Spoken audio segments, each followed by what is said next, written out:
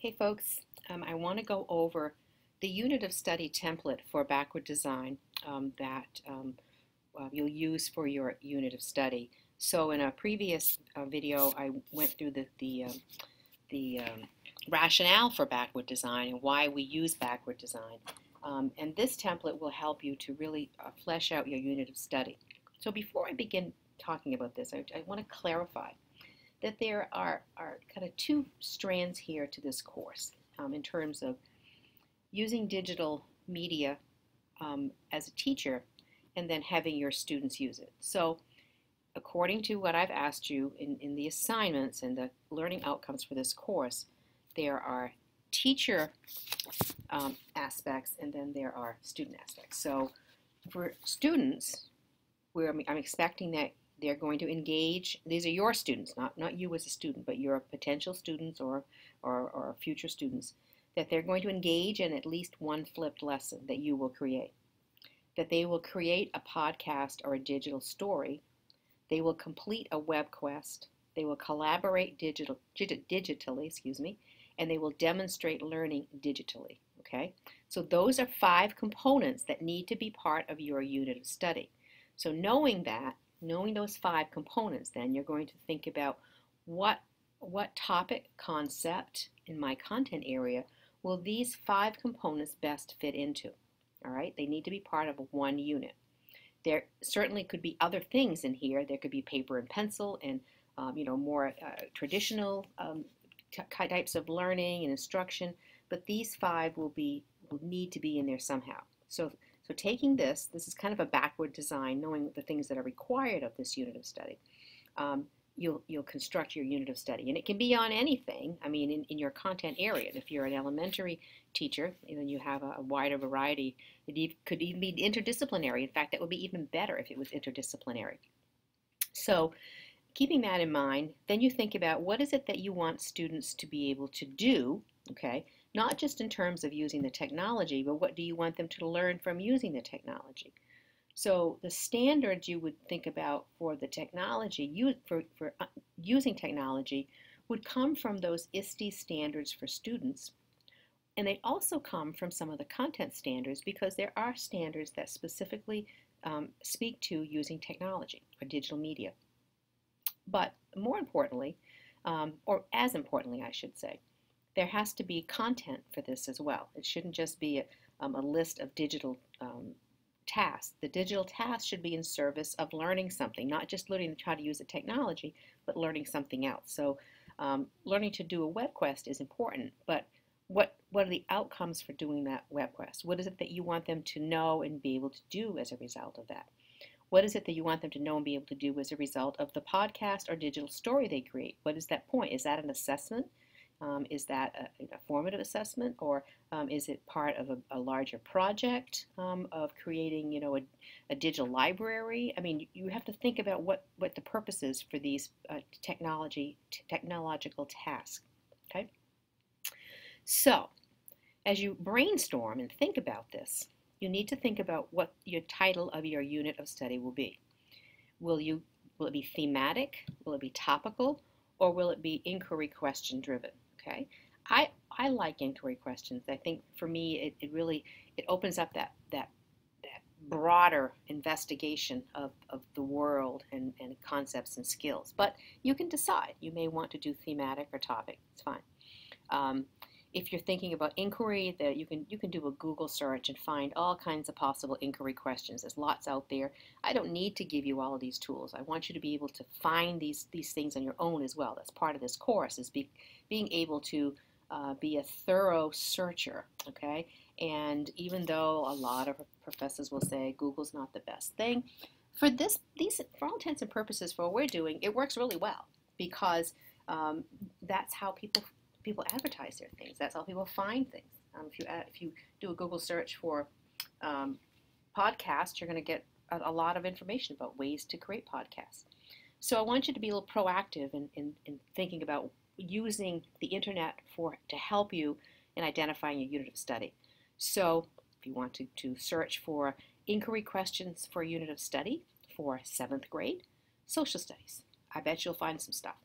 Or you may want to use some resources from the national councils on these various content areas, from the National Reading Association, from the National Writing Project, from any of those places. Those are places that will help you to think about what this might look like. You might have a favorite topic that you want to create a unit of study on, which is fine. Okay, so in this larger space right here, you're going to put in here your working unit of study title. And then in the backward design, again, we think about what is it that we want students to know and be able to do. But beyond that, we have to also think about what are some of the big enduring understandings we want them to get. What are the big ideas? These are effective goals. In other words, these are not, you're not going to usually find these in standards, but these are things like, an enduring understanding might be students will understand their role in society. Okay, or students will understand their role in mitigating poverty. I mean, these are big ideas. And what specific understanding about them are desired, okay? So what is it you want students to take away? What misunderstandings are predictable? Think about all those things and then come up with at least one enduring understanding. Students will understand that. That's your sentence starter, okay? And not just students will understand that multiplication is different than division. That's not a big idea. That's simple fact, okay? You want these big, broader understandings, okay? And partnered with that are essential questions then. What are the big questions? What provocative questions will foster inquiry, understanding, and transfer of learning?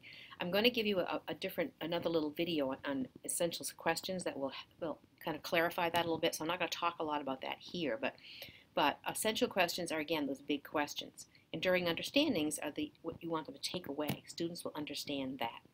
But essential questions are questions that help students to enter the topic or learn the skill and understand what it means to them, okay? I'll give you some examples in the other video of essential questions. Then, here's where you have to think of the learning outcomes, all right? So we're doing backward design here. What do I want students to be able to say? Okay, this is declarative knowledge. What key knowledge and skills will students acquire as a result of this unit? So these are things like students will be able to name all 50 states. Students will be able to do their multiplication tables. Students will be able to name the prepositions, okay? This is declarative knowledge, okay? This is the stuff that Jeopardy's made of. That when those questions, is stuff, is knowing things, being able to say. Procedural knowledge, on the other hand, are what students can do, okay? So it might be they can write an essay. They can create a podcast, okay? That's a procedural, okay? They can understand, no, that would be declarative. They can communicate with someone in another culture via digital media, all right? So you have declarative and you have procedural. So once you sort of flesh those out, then you have to think about how do those connect to standards. We can go right to standards to begin with. Sorry, I got a little extra S on there. We can go right to standards to begin with, but I'm encouraging you to think about the learning outcomes first. You may have to adapt your learning outcomes because they may not be a standard. Okay, they might be it might be that what you put in there may actually be an effective goal that needs to go back above. But think about the declarative procedural knowledge you want them to have, and then look at the standards and see what standards align with those learning outcomes. Choose only those standards you plan to formally assess, okay? So the performance tasks below should align with the standards, okay? So the next stage is performance tasks. So you're going to have to do some back and forth and recursiveness here. So you may come up with 3 or 4 declarative outcomes, 3 or 4 procedural outcomes. How do those line up with standards? It may be that a couple of the procedural ones are actually one standard, which is fine. But you're going to have to code them. So if you put in here a learning outcome, you need to beside it put the code for the standard. Okay, so if it's Common Core ELA standard 1.6, you're going to put that little parentheses and you're going to actually list it here. Okay, so learning outcomes first. What can they say? What can they do? How do those connect to the standards? And the standards need to align with the learning outcomes.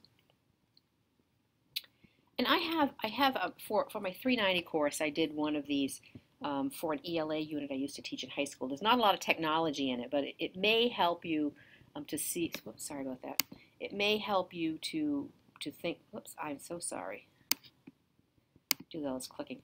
It may help you to think about how those get lined up, or it may confuse you. So I'm sort of on the fence of whether I want to share it with you or not.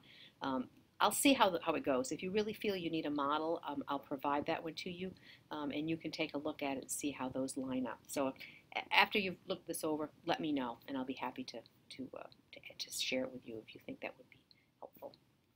And so this is stage one. Okay, this is the beginnings of your work, where you decide on the unit of study, the content, the topic.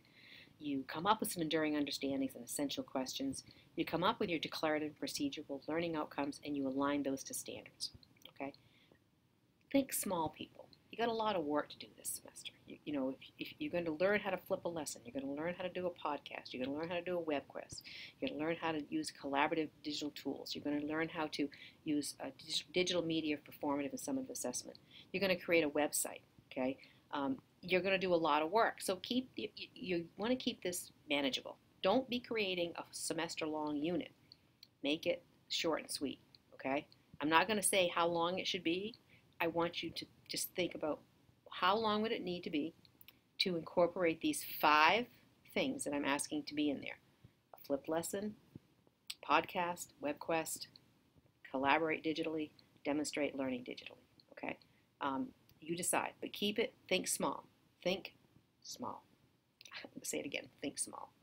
Okay, so stage 2 then would be determining evidence for assessing learning. So whatever you've listed up here for standards is aligned with your learning outcomes and then has to be assessed through a performance task. A performance task is not a test. It's not a sit-down paper and pencil test, okay? It's a performance task. Any of those, most of those, some of those, use the right word here, some of the technology things I'm asking you could be performance tasks. Your digital story podcast could be a performance task for some standard. Completing the web quest could demonstrate understanding. Collaboration could be other evidence. Okay, so you're going to have to assess the performance, the learning standards through performance tasks. So think about what authentic performance tasks will students demonstrate the desired understandings.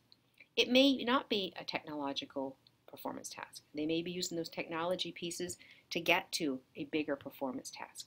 It'll be up to you. And then by what criteria will performance of understanding be judged? So we have to set a benchmark, you know, of what constitutes mastery, what constitutes proficiency. Okay. Then what's some of the other evidence?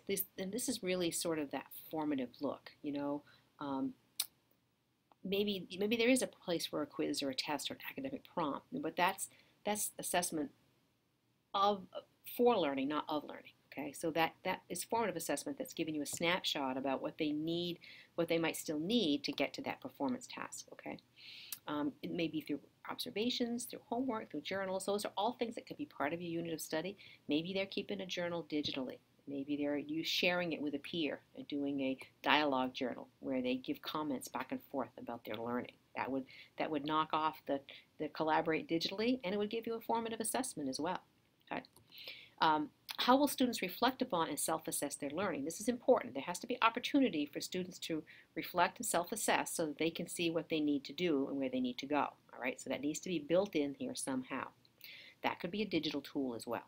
Okay, demonstrate learning digitally is a component of your unit plan, and maybe that's where students do some self-reflection. Maybe it's in that collaborate digitally where they do a peer review and evaluate each other and themselves.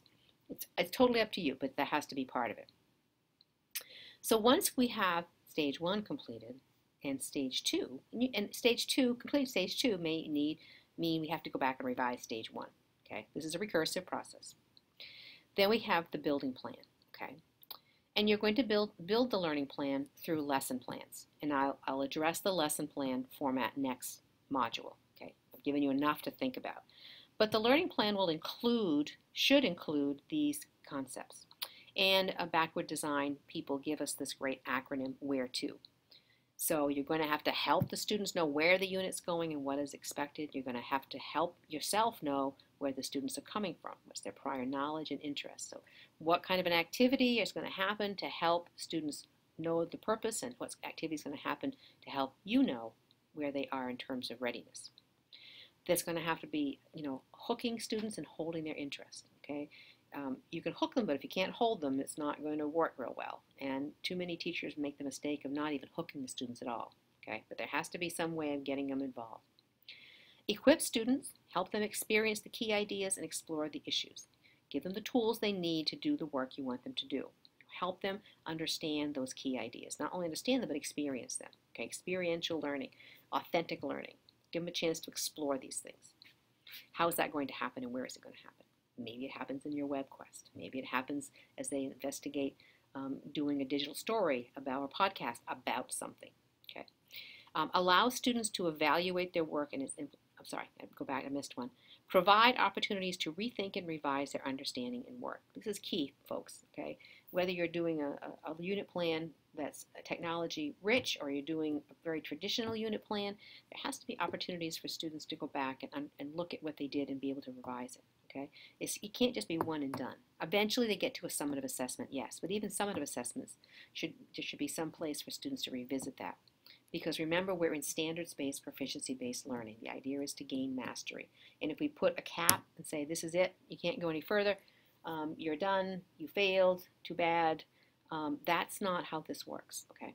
If they failed, they didn't do well, then there needs to be some chance to rethink and revisit that. Allow students to evaluate their work and its implications. When students own their work, they do a whole lot better job. And I spoke to this earlier. There has to be some place for students to be able to evaluate and think about what does it mean to do high quality work. What does it mean to do under quality work, and how do I get to where I need to be?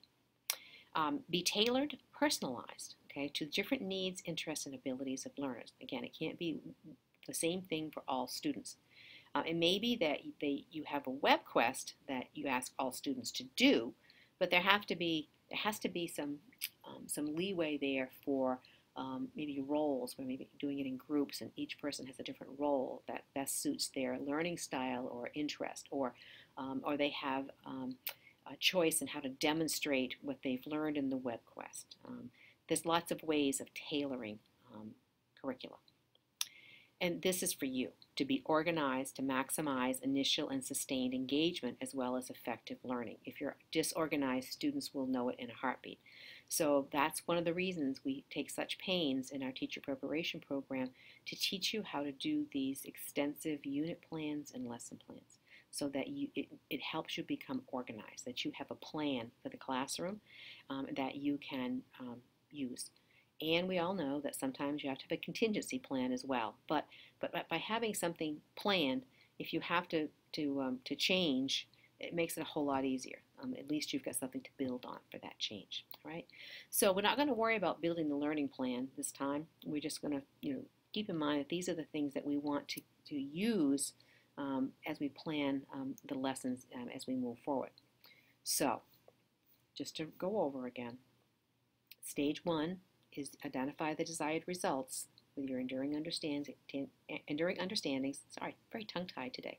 Essential questions, your learning outcomes, both declarative and procedural, the standards that align with those outcomes, the assessments, the performance tasks, the assessment that you will have to judge those established goals, and then other evidence that will help you along the way, your formative assessments. What will students do to help you understand where they are in the learning process, okay? And then stage 3 is building the learning plan. All right. Okay, so that's the template I'm asking you to use. Spend some time with it. When you do begin working on this, what I'd ask you to do is just do this. Take out all the red, okay?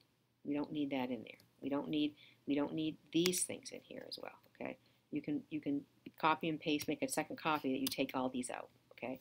So that when you finish this up, it will look clean, okay? There won't be all of these things in here. Okay, it'll be very clean, and it'll just be your words. So that's what I'd like you to do when you're ready to do this. Okay, and folks, I think that's it. So with that, I'm going to say thank you, and I'll be talking to you soon.